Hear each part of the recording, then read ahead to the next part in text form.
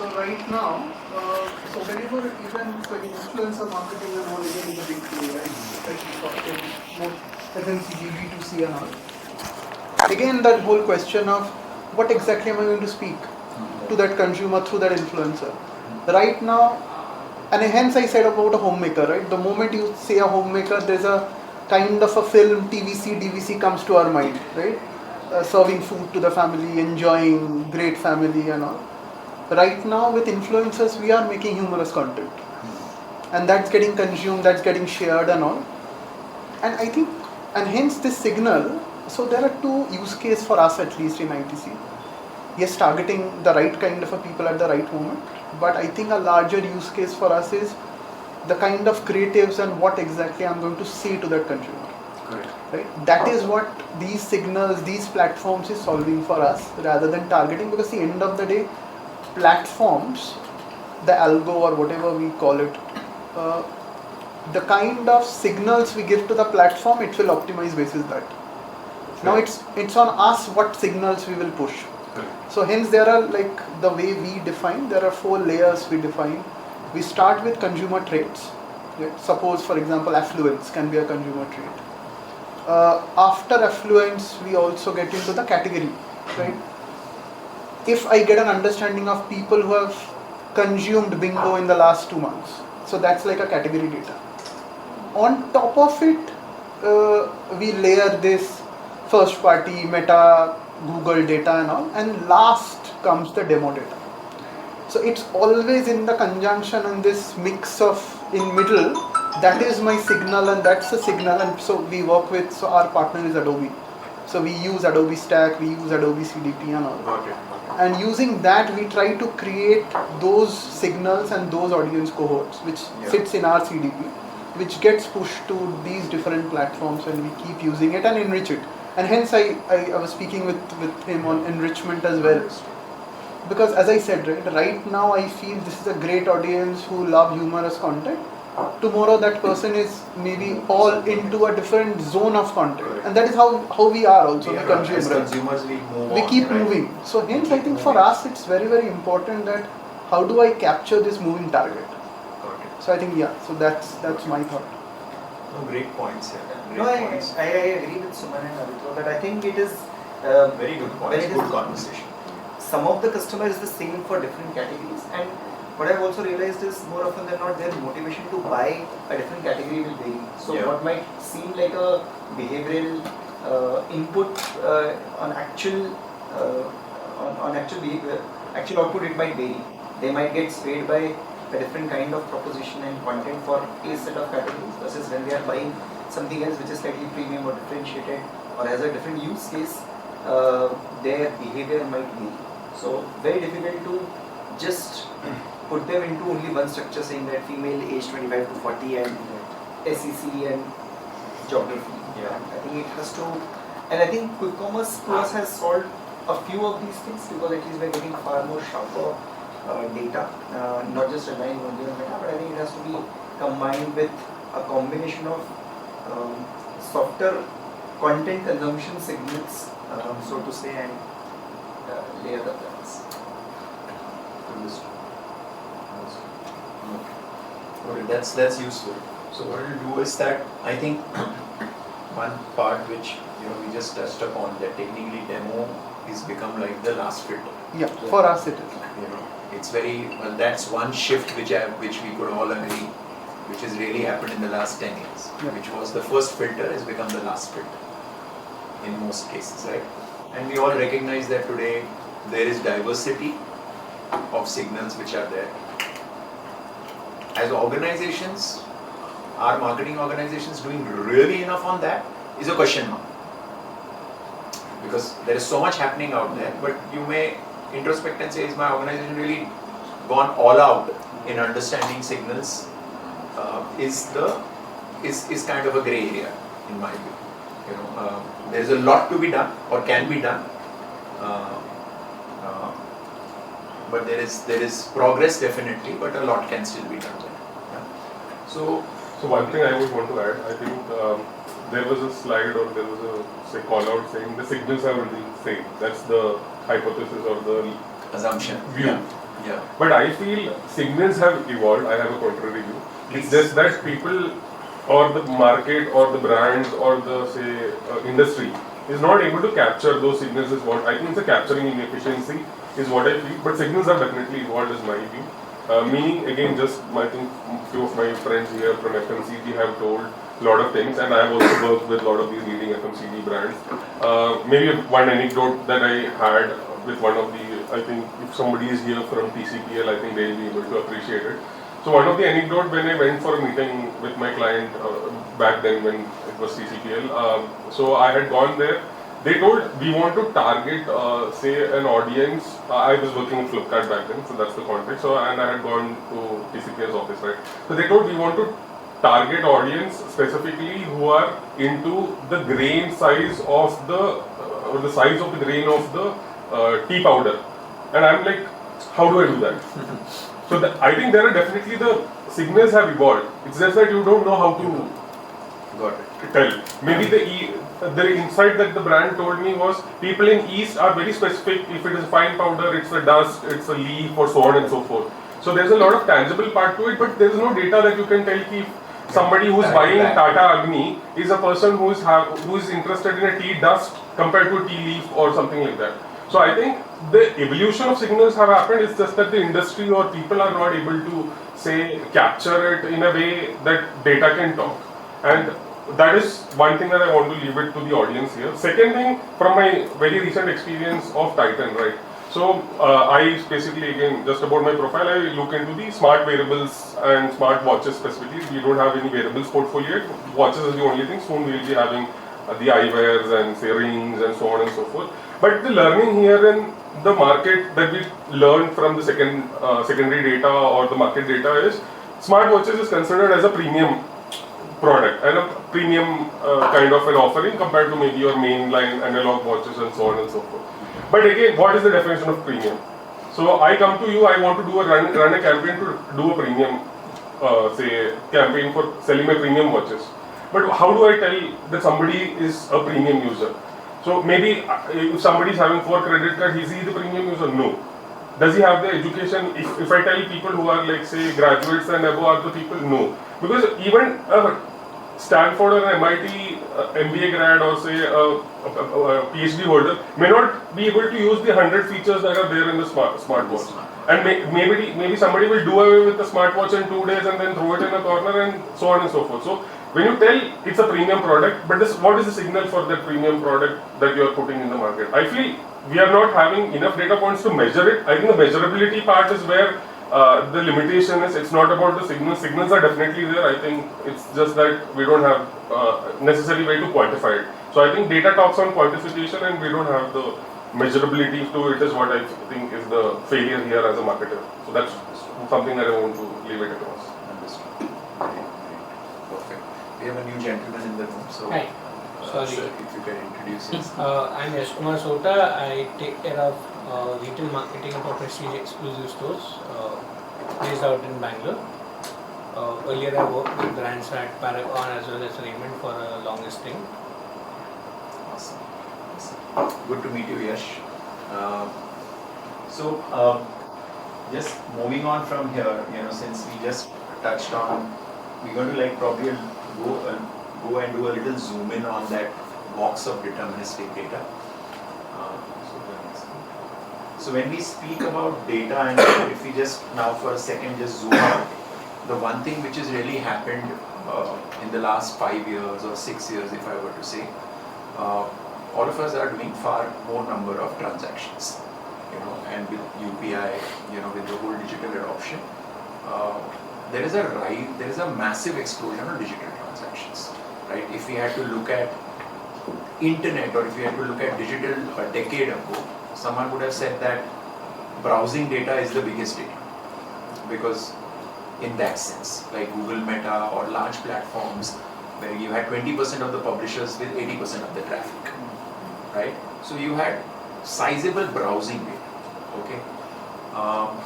But with transaction data, it's a fairly democratized world. It's not a world where 20% of the platforms are going to have 80% of the data, because digital transactions are everywhere, right? So as a consumer, I'm leaving breadcrumbs of data when as a consumer, when I'm on Zepto, when I transact on Zepto.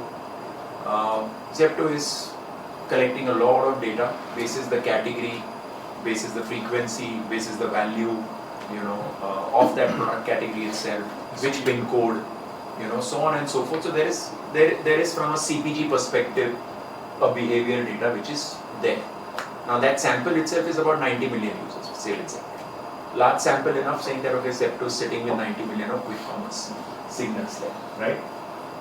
When we talk of platforms, and I'm talking about as consumers, we leave breadcrumbs of data everywhere. So for example, when I go to D2C sites, okay, today there are, as we all know, there is a rise of D2C brands, which have grown on the back of Instagram, because discovery happened and they've become 50 crore business, 40 crore business, 100 crore business very rapidly in a very short period of time, right? Okay, up until COVID or post-COVID, we largely had most digital transactions happening on Amazon, Flipkart, marketplaces. But in the last 2-3 years, the D2C platforms have surpassed marketplaces as well, right? So people are again leaving their transacting behavior there.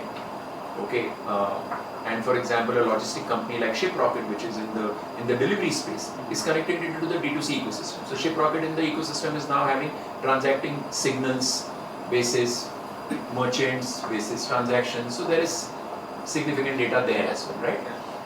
And all of this didn't exist 5 years ago. Let me just emphasize that. Razorpay payment gateway, which is today representing about almost 52% of the online transactions. They are again connected to merchants, they are connecting into every other digital platform. So there again you're saying, oh, there are almost 400 million users there, where right from insurance to pension, to loans, okay, or air tickets, or movie tickets, or even viewers, or yes, OTT paid subscribers, you name it, you would say that the payment gateway is also connected into that ecosystem, right? A telecom operator, they are also tracking today's signals, So we go to financial marketplaces to avail a loan. They are again tracking signals on credit scores, income, affluence. So there is, as Akash also was just mentioned, that there is explosion of signals. Okay. So in the ecosystem, what has happened is that signals have exploded. Yeah, and that is where what I'm going to just bring this out, that what AudiencePro has done, or what we were trying to solve. So when we started building this platform 5-6 years ago, it started with the basic thought of transactions will rise, the number of signals will explode. What if we are able to kind of bring a range of signals, and make this as a box available independent from media platforms. So not make it a part of a Google Meta or any digital media buying platform, but give marketers a data infrastructure stack, if I were to use that heavy word, or a consumer intelligence stack. Saying that okay, here is a stack, which is you can get access to like 2,500-3,000 signals from here, which are real-time, fresh, picked it up, so that you can apply any of these combinations and then decide where you want to take these signals. You want to take it to YouTube, you want to take it to Hotstar, or you want to go ahead and take it into Meta, that's your call. So just decoupling signals from media decision. So that's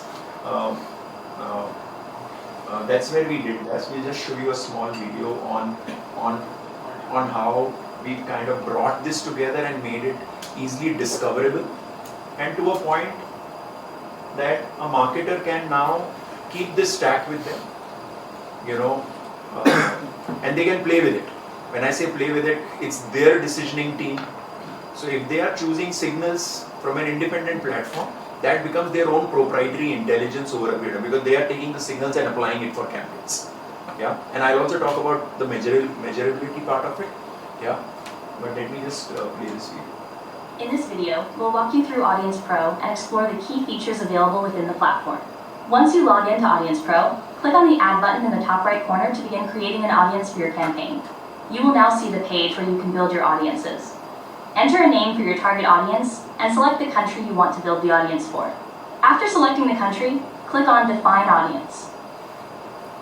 This is where you build your segments by curating audience from 2,000 plus available segments. You can select from transactors, shopping behavior, and attribute-based segments. Let's start by adding segments. Let's say you go to the Transactors tab, explore finance and insurance as a category, and select banking loans. Under that, you can further select a specific cohort, such as personal loan, and even refine it based on recency, frequency, and value. Continue building your audience by selecting relevant segments as needed. Use the AND or filter to further refine and structure your audience. APRO Copilot will also recommend relevant segments based on the audience you are building. Your estimated audience size will be visible in real time. Once you've selected all relevant segments, click on Add. You will now see your selected audience displayed on the screen. If required, click the edit icon to add or remove segments. Next, select your preferred channel for activating the audience. After selecting the channel, click on Send Request. Your requested campaigns will be visible under the Campaign App page. Brands can seamlessly activate their audiences directly from their Google or Meta ad accounts, just the way they're used to. Easily compare APRO-powered campaigns with your BAU campaigns and witness lift in campaign efficiency. AudiencePro platform provides access to diverse attributes coming from 20 plus high-quality partners. AudiencePro, converting deterministic insights to marketing efficiency.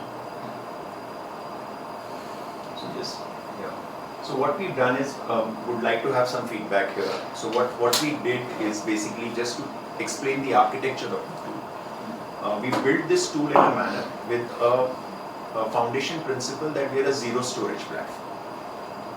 The platform does not store anything, but the platform provides the marketer an access to 640 million profiles and 2,000 plus segments. Okay. So what it means is that when we are talking about the 20 plus partners, whether it is a Zepto, Razorpay, any one of them, and a marketer on top of this can also add their bespoke partners. It's not limiting. So when we were making a mention that the marketer can own the consumer intelligence stack or own the data infrastructure stack, it's a jump start to it by saying that already 2,000 segments are there, 600 million profiles are there. What the system does is that it lists out all the segments, so segments which come from, say, Zepto, they come from Razorpay, they come from ShipRocket, all the partners, and it's a white box to begin. This is not a black box. Our marketing partners exactly know the 20 partners. We expose them the richness of the segmentation for every partner and how they are organized on this tool. So they come and select, like if I'm a CPG brand, I may come and say, I want people who are cheese buyers. So cheese buyer as a segment they select. And then they just press the button, order the segment. So in real time, we fire a API query and the audience segment is in real time picked up from Zepto and sent to your desired ad account. So you have instructed the tool that pick up chips buyer as a segment and send it to my Meta ad account or my YouTube ad account. So the segment in real, within 24 to 36 hours, like you place an order, we fetch it, and the file segment list goes into Meta Google, and Meta Google within 24-36 hours display that as a custom audience in your ad account. So this is how the system really operates. If you go ahead and build a segment where you say I want cheese buyers with a premium credit card who are D2C shoppers across all these, and you have layered many and or filters, within that combination, assume there are 5 data partners behind it.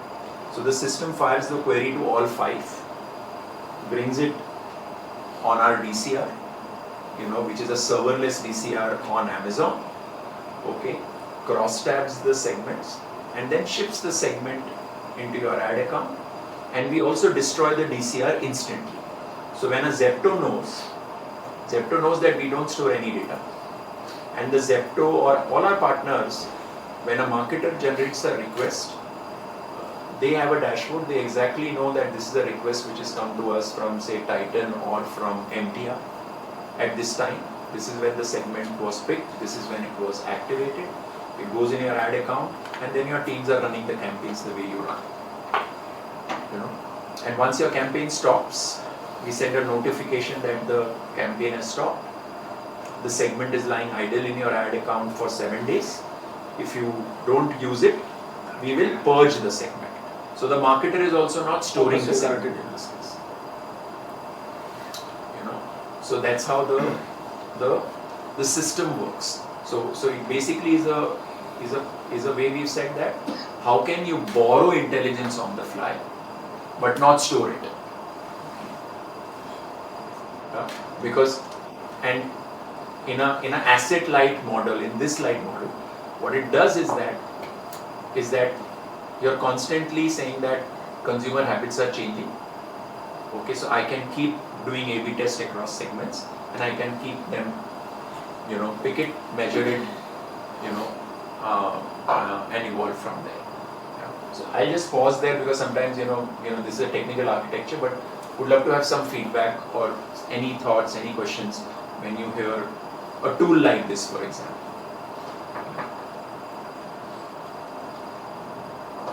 Basic clarification that when you say 640 million audiences, how do you determine, because you have multiple signals, let's say a signal from Shiprocket versus Zepto versus Razorpay, Correct. and it is the same customer who would have purchased and got delivered. So how do you make it a unique audience is one query I have. And then, for example, you said cheese wire. I mean, these are still very unidimensional because let's say you can get it from Zepto, who is a cheese wire, but the entire aspect of layering multiple signals to come up with cohort, how do you provide that? Okay, great point. So what we do is that the first part is about how do we identify the 640 million profiles which we have. So across our 20 partners, if I just give you a representation per se, Vodafone has about 140, 150 million consumers with them. Razorpay has about 350 million consumers with them. Zepto has some 90 million consumers with them. Okay, Shiprocket has some 140 million consumers with them. If Credit Mantri has some 40 million consumers with them. If I cumulatively add that, so there is an unduplicated user base across our partners, which is 640. And the way we do it is with the identifier, which is a hashed mobile number. So, like I said, that a consumer is leaving, in the transacting data, the identifier is a number. Fair enough. So that number is sitting either with Zepto or with Razorpay or with Vodafone or with Shiprocket. So that allows us to build a unique count of users. That's one. Now the second is for every segment, what we do is, now let us say when I used a very simple example of chips buyers. So we would know that these are chips buyers who have done the transaction in the last 3 months. Because we are also putting a recency, frequency and value filter in that. So we know that in the last 3 months, there is a list of mobile numbers which have bought chips, right? So that's a unique segment, and that could be like 3 million or 4 million hypothetically. That's a unique segment there, right? Now in that same period, if someone selects credit score, and the credit score segment is coming to us from Credit Mantri or anyone else, they also have a unique list of mobile numbers which are qualifying for that segment, right? So when I do a AND filter on both, that's when I get the intersection of both the segments. Because the common identifier for both is the hashed mobile number. So before on the tool, you will find on the right side. So when you are curating these audiences from the left, you are selecting multiple audiences. On the right, you will find the unique number, which is on top right. So estimated size is written, so that's a unique number. It's not a cumulative number.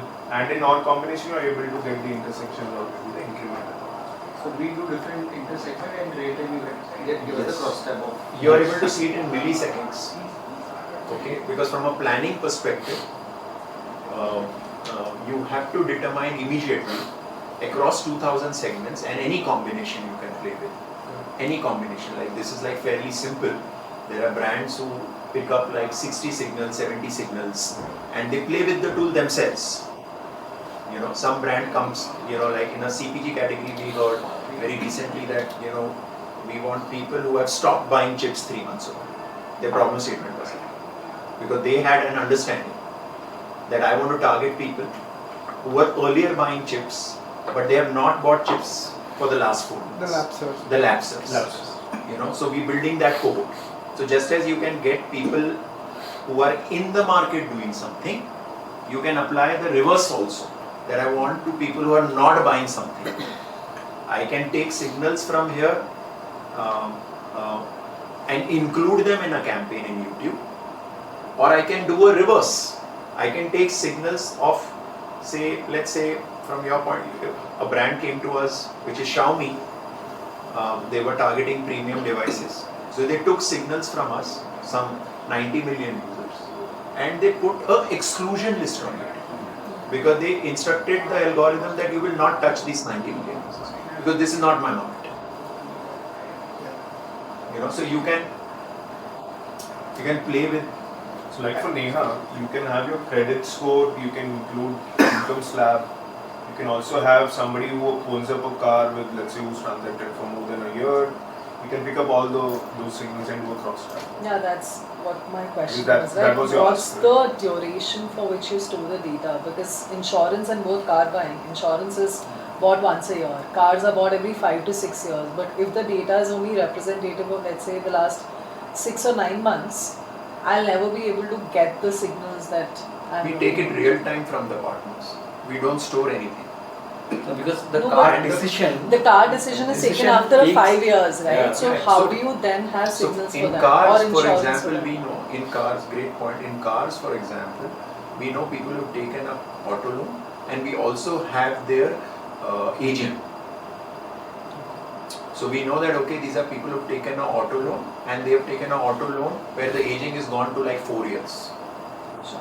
Yeah. Then that's Right? Because so when we talk to marketing teams and they tell us, because okay, so when we started 4 years ago on the platform, we started only with 50 signals. Today we have like 2,000 plus. So the way we also expanded the segments were two parts. One, we started talking to n number of entities who had the signal, because then in their CRM systems we are able to understand that that's the supply of signals. And then on the demand side, when we are talking to marketers, they're pushing our boundaries, because through them we get further ideas of refinement. So then we match the demand supply requirement there between, because on one side we know that with these partners there is one narrative that unlimited supply of signals, let's bring that in and then filter that basis the requirements. So primarily you get the category data, not the brand data, right? I mean, I can't target a competition saying that, if, for example, a cheeseburger or chips, for example, in the chips I want to target a Lay's, for example. People who are buying Lay's, I want to show only to them. That targeting, because that Zepto doesn't give. I mean, none of the quick commerce, they don't Currently share. at a Category level only they share. Currently it's more like a self-governed thing at this point of time. But is there a further distinction in that? Like chips now, lapsers is one thing, but maybe those have now moved to healthier chips or protein Yes, you chips. can break that down into all those nuances. You can break it down basis someone like under tea, someone telling us that give me, organic tea or give me some other variant inside it. Like I want people who are indulging, like for example, even I use chips and there's an example of chips, like there is a very premium brand of chips from Pepsi. What is the brand? Doritos. No, the Rock one. No, Rock it's Daily. Rocky. It's a new launch with Rock Delta. Daily. Rock Yeah, Yeah. so that is a new launch with Delta. So now for that brand, they had an ask particularly. So many times, one part of our journey happens is that whatever segments we have, we kind of orient the teams, and then it inspires them to also demand more from us. So that's really how we are evolving the choices in that sense. And But then, help me understand one thing. So the granularity of the signal is something that you will be setting basis what your data partners can give, right? Or you can put an ask saying, "Ki this is a granular." I can. So what we do is that we have something which we called our AudiencePro Secure Bridge. So what the partner does is they're transacting segments. That table is available to us. Okay. You know, how At the full granularity. yes, at full granularity, including the timestamp of the transaction. So that, because we want to make it easier for them. So from a data partner perspective, the way they see us is, because when we are closer to the demand side or to the brands, right? They are helping us get more and more granular in our orientation, you know. So we are able to then put a script there and organize the taxonomy technically. So converting their data to a meaningful taxonomy or a segment from a marketer perspective is what we do. So that we also we don't put that overload on our data partners. Because when we have to evolve something, we need the flexibility to evolve it very fast. But are all your partners giving you that under Secure Bridge real-time Yes. live? Like I would be surprised if Zepto is giving you a real-time data. No, they give us that. Because okay, what is the whole point here? A, we are not storing anything. So when you see a segment size here on the tree, and the sizings are there, it can create an impression to someone that if we are representing a segment size, that means we are storing the data. Okay, we don't do it. So we have decoupled the planning exercise from activation. The planning of segment versus activation. So how we do it is with our partners. We have a methodology, a technical methodology which is called sketches. So their real-time transaction data is first converted into a sketch file. The sketch files are with us, so that in milliseconds we can do the cross-type. And the sketch files don't store any user data. They store mobile. No, they don't store mobile.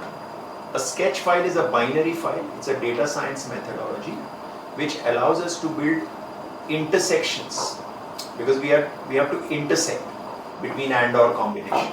Like we cannot run if a system had to real-time scrape 600 million profiles and 2000 plus filters, the compute power needed to go through raw numbers and data, it's unviable. Like it's a huge cost if the system has to process that and produce an outcome in like a few seconds, right? So we can't do that. It's unviable, right? So the sketch methodology is a method which allows us to take it's a representation of the count and allows you to build intersections. So when you're building intersections, you are able to build that intersections with 98% accuracy. It makes it a bit lossy on the planning stage, but it gives you the output in milliseconds. So you provide the dashboard also, right, after the campaign starts? Because for dashboard you need to store the data, right? To No. see, No. So think of us. And once the campaign is deployed, Campaign is executed by our teams on Google and Meta. We have shipped the segment So that directly. view is with you. oh, We are actually leaning on to your team. You already have we are not changing anything for you. You're already using the Google Meta dashboards. No, but just for me to get it right, let's say when you're creating a sketch in real time, because you are passing on the mobile number as a data signal to Yes. Google and Meta, that anyways is captured as part of the sketch, because then I have to target. Okay, so once the sketch is there, so on the tool what you're seeing right now, when you are building a segment, you see the sketches. When you place an order, Activation is. when you want the segment, that's when we fire that this is the segment request. That's when we get the hashed mobile number. Okay, got it. Got it?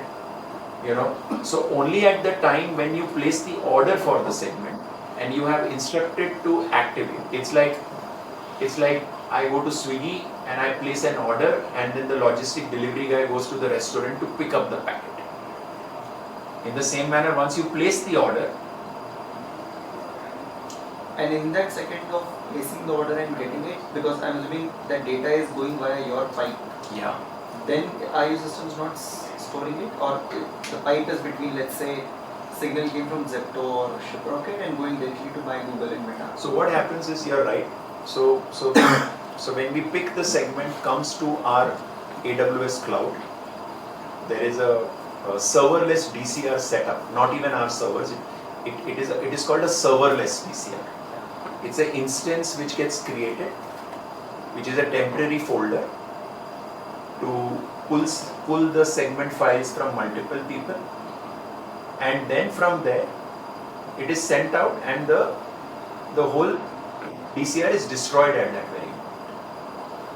Okay, and that audit trail of the segment coming to our DCR is visible to all our audience partners, and we cannot edit those records, right? So it's a transparent. So my data partners have a dashboard that at 9:27 a.m. in the morning, ITC raised a segment request. The segment went to a Pro DCR. Like the way today on a e-commerce app, towards the end you see the whole packet movement, right? That you placed an order, it's left the warehouse, it's on its way. In the same manner, they get the full visibility that it's come on AudiencePro, it's now gone into Meta account of ITC. The campaign is started by Meta, and now it is paused. So that the partner also, so it's a direct pipe. So so look at it this way, just as you require intelligence, entities have intelligence. So they want to lend you that intelligence in a very transparent manner, in a pipe which connects you to intelligence, and there is a financial reward for them.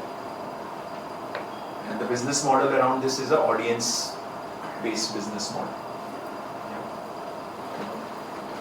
So that's how this tool is kind of helping. I have a query. So is there any feasibility of pushing my audience also here? Yes. Okay. So for example, many brands who have their own first-party data, they can also deploy a sketch file. So if you say, what's your objective? If you say, like we work with a large brand, I'll tell you, like Bluestone is one example I'm giving you. We work with 300 plus brands in the country. So we have this one customer called Bluestone.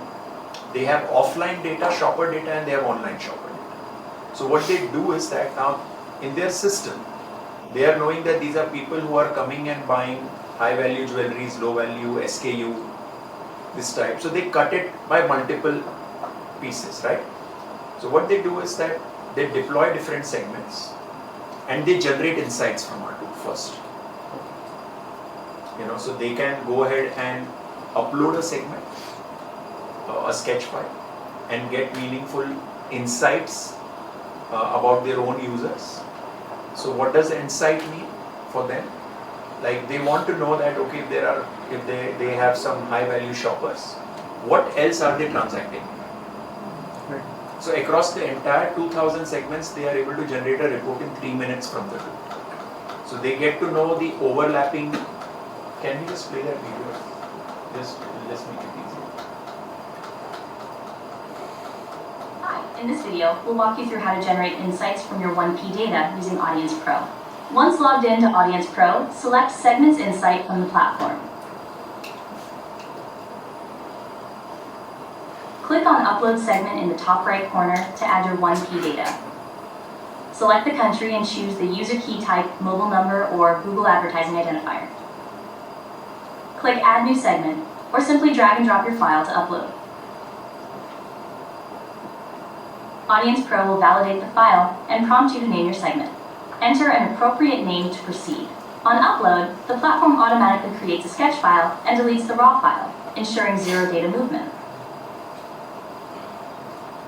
The platform begins generating insights. Within seconds, you'll see the initial insights with match rate and the most relevant overlaps of your audience with existing deterministic AudiencePro segments. For example, you can instantly view overlap with a transactor segment like finance and insurance.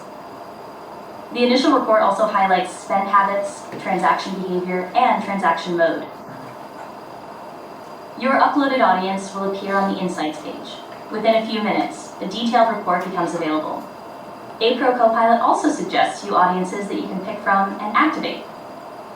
You can download the detailed report, and it will show match rates across 2,000 plus AudiencePro segments, helping you evaluate transactional and shopper behavior in depth. You can prune or refine segments based on overlap and continue optimizing until you reach your desired audience size. Once finalized, activate the audience on your preferred channel. With AudiencePro, you can generate insights of your 1P data activate them across platform to drive measurable results, and optimize learnings to drive campaign growth. AudiencePro. So you are easily able to decode which across the 2000 where your segments are over-indexing, under-indexing, and basis that you can instruct the platform to build a targetable audience cohort from the transacting profiles and then ship it into Meta. Or you can curate. You can tell the tool to do it, or you can self-curate, because out of the overlapping thing you can self-curate that, whichever segments, and it is broken down into even subcategories like recency, frequency, and that. So that match rate is against my first party. Against your first party. I have two questions on that. One is, is there a specific format in which the data needs to be, my 1P data needs to be to get this insights? Is there a specific format that is, or it's just the mobile numbers? No. So basically, from a data security perspective, you are giving us a sketch file, not a mobile number file. Okay. So we help you convert on your own premise mobile numbers into a sketch file. Okay. Yeah. So because from your data security. So my 1P data is raw data. So your raw data you're converting into a sketch file and sending us the sketch file. And a sketch file is a binary file. So when you internally tell your organization that I have to send to an external entity a sketch file versus raw data, you are not going to get an approval to send any raw data. Okay, and we also as a platform, from a compliance perspective, we don't want to take any raw data. Absolutely. Because when we are working with, say from a data security perspective, got it? Like if we are working with so many large partners, okay, we cannot store 400 million data of a Razorpay or 100 million data of a Zepto and put ourselves at risk, right? And them also at risk, right? So hence the whole thing is zero storage or zero data. So Sketch enables us with that. And one more thing, your insights only tells the sort of overlap with the reach, or does it go into multiple other granularities? So I saw once you upload, you tell ki, people who bought furniture, is this overlap, people who bought maybe four-wheeler, this is the overlap. That is the insight, or is there further granularity to that as well? What type of furniture or what four-wheeler? So the depth of the segmentation, so whatever you see across on the tool, the 2000 segments, you get that depth. So before you even generate an insight, you know the depth of the segments available with us. That's on the tool. So that can be drilled down further. Drilled down to those 2000 categories. Yeah. And as brands are also working with us, they want to have bespoke insights. For example, one of the brands came to us that, okay, this is the behavior point, I have some data, now I want to figure out what is their preferred local language. Content consumption or local language. So we are like bringing in a bespoke partner like Desh, which is a keyboard application, and they have signals that, okay, these people's native language is Malayalam, Telugu, what is their preferred language? So that we can even layer that deterministic language preference. So one can keep adding more, because as we spoke earlier also, that the need for consumer intelligence keeps evolving, and what we are suggesting here somewhere is that if brand starts thinking that I want to build this intelligence, or I should have this intelligence. So over the years it will be even evolve. Even and more. So you could today say, okay, today when I have a tool like this, like we ourselves got together with these segments too, brought to you so many segments, but you can build on top of it. And we can help a brand to build further custom segments on top of it. So that your journey of building intelligence never stops. Does it also work with CTV or? Yes. So the way it works with CTV simply is that today when you take a segment and you ship this on YouTube, for example, and then you, on the YouTube campaign setup, you just select CTV. So you decide the platform and then within the devices, mobile basically. So it makes it easy for you, because you can take all the AudiencePro segments and apply also the segment layer of Meta Google. You can do further filtering. if you want. You know, and platform, like whatever targeting meta Google would have on top of it. So whether you choose CTV, whether you choose demographic profiles, whether you choose any interest profiles, it does not limit you from those choices. You can keep adding more. You know, there is one more thing which, you know, when we are talking segments, you know, can you show the Zepto slide? Can you just go to the Zepto slide? Show it directly. Sorry, the Pepsi case study slide. Yeah. Just jump to the Pepsi case study slide.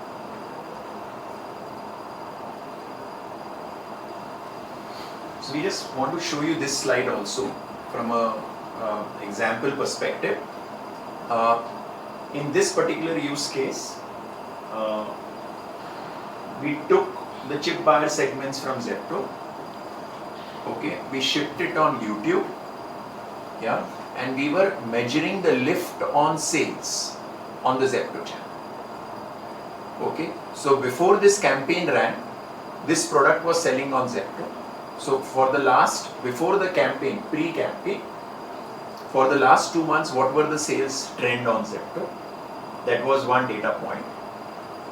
Then once we took the Zepto segments and took it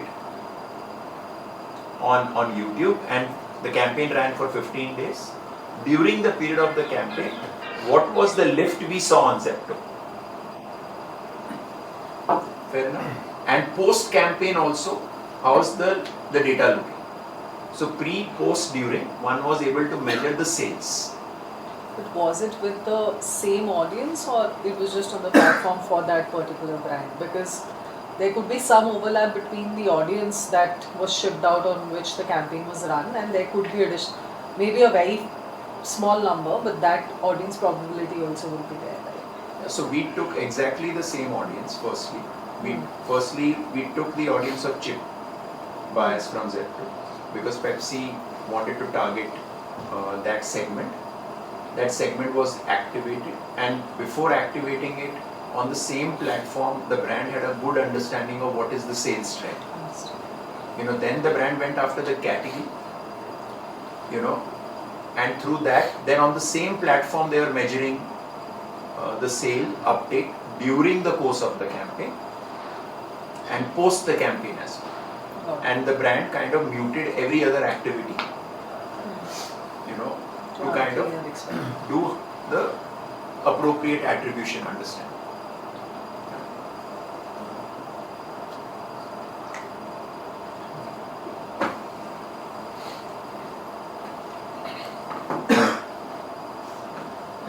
Should we,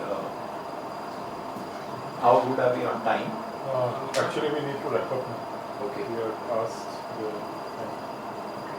Okay. Any thoughts here? Any further thoughts here? Can you just show one slide, the audience planning slide, just one slide? Sorry, just one clarification here. But isn't this anyways similar to the CPAS campaign that you do on Zepto or LinkedIn or? Like So in CPAS campaign, you are taking the segment on Meta and taking the user to drive the click. No, you're taking the segment from the quick commerce. Yeah. We take the segment from Zepto, Yeah. put it on Meta. In this case also we took the segment from Zepto only, but we put it on YouTube. Yeah. We were doing an awareness campaign for the brand. In a CPAS campaign, you are sending the user back to the catalog page. Yeah. Okay, so you're taking that signal, doing an awareness campaign Yeah. rather than Rather than the taking sale the signal and doing the conversion campaign. Yes. That's Yes. But in a way, Yes. see, awareness, CPAS campaign also gives you reach and frequency. So it is actually an awareness. But that is taking two Blinkit page, individual pages. if people It go is to the boiling website, down to, yeah. and it is opening up. You're taking that signal and going into the YouTube, taking the YouTube audience, YouTube universe, and showing the ad there. So, I mean, the alternate way is you can do a demographic targeting. That's the open one.